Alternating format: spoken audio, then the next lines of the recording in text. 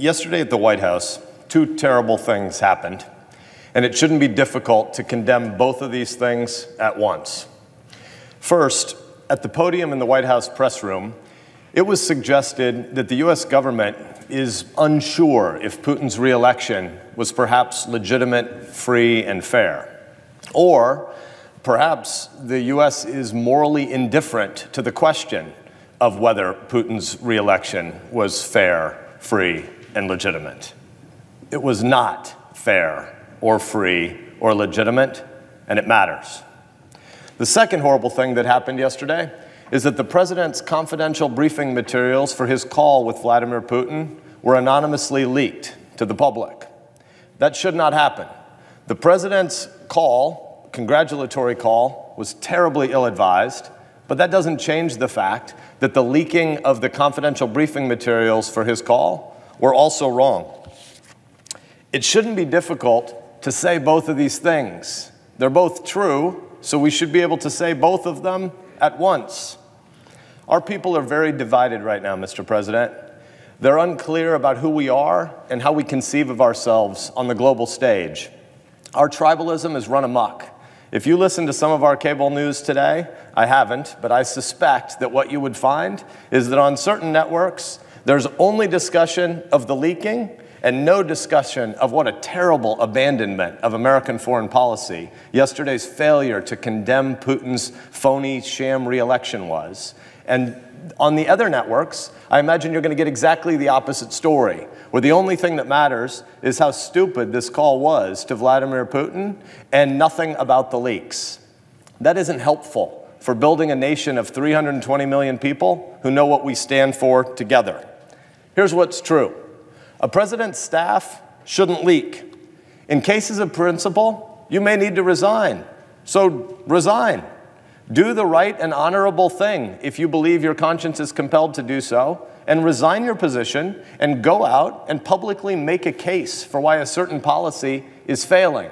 But that's a different thing than anonymously leaking the information that a president has, not just this president, but any president has, to make his or her decisions, to deliberate with their staff, to plot their actions. Leaks like this weaken us, both at home in terms of public trust in our institutions and our public servants, and they weaken us abroad in terms of whether or not we have any coherence to who we are as a people and how we make our decisions. But now, as to this decision to fail to condemn Putin's sham reelection, it's very foolhardy. Vladimir Putin is not a friend. Vladimir Putin is a despot. The President of the United States was wrong to congratulate him, and the White House press secretary was wrong to duck a simple question about whether or not Putin's reelection was free and fair. It was not. The American people know that, the Russian people know that, and the world knows that.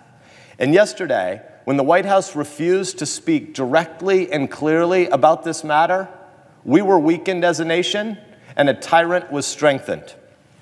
Around the world, there are two great symbols of America from this city. The first is the dome of the Capitol in which we stand. This building testifies to the strength of our self-government and to our belief in inherent human dignity. But the other symbol that comes from this city that's known around the world is the podium in the White House press room. Tucked into a small room and surrounded by members of a free press, it is simply the free world's biggest megaphone. It symbolizes Americans' commitment to the universal dignity, not just of 320 million people, the citizens of this country, but to 7.6 billion men, women, and children across the globe. Speaking clearly about tyrants is one of the things that we do. It is not seeking monsters to destroy. For more than 200 years, the American people have clearly understood this. For more than 200 years, administrations of both parties have clearly understood this. At times in the past, previous administrations have made mistakes. They've split hairs, they've smoothed edges, they've dodged, they've hedged. But what happened yesterday at the podium in the White House, the dodge on Putin broke with the basic American moral tradition. It broke faith with our core values. It broke trust with freedom seekers across the globe. This very day, there are dissidents all over the globe struggling against totalitarian regimes in darkness. And to them, America has always said, and America still says, we see you. We stand with you.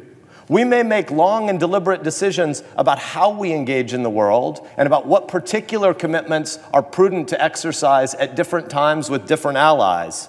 But we have always spoke unequivocally about the universal dignity of 7.6 billion people. To those who struggle, we have always said, we see you and we stand with you. These simple truths matter. The moral responsibilities of the office of the presidency matter. And when we don't affirm these basic truths, it is a failure to who we are. It is a failure to do what we do. And it is a betrayal, not just to the millions of people who were denied free and fair elections in Russia this week, but it is a failure to people all across the globe who are struggling in darkness against tyrants. Each and every member of this Senate, all 100 of us, was elected in the kind of free and fair election that Vladimir Putin fears, the kind of election that he would not win. Vladimir Putin is a coward. Vladimir Putin is a despot. Just this month, Vladimir Putin tried to assassinate a political dissident and his daughter on NATO soil in the UK. And given that we have taken an oath in this body after our free and fair elections to uphold and defend the Constitution, given that, we ought not in this body find it difficult to say basic true things, like we condemn leaks by the president's staff against him. We also condemn Vladimir Putin's sham election. We condemn a Russian despot that aims to make Soviet tyranny great again. I yield back.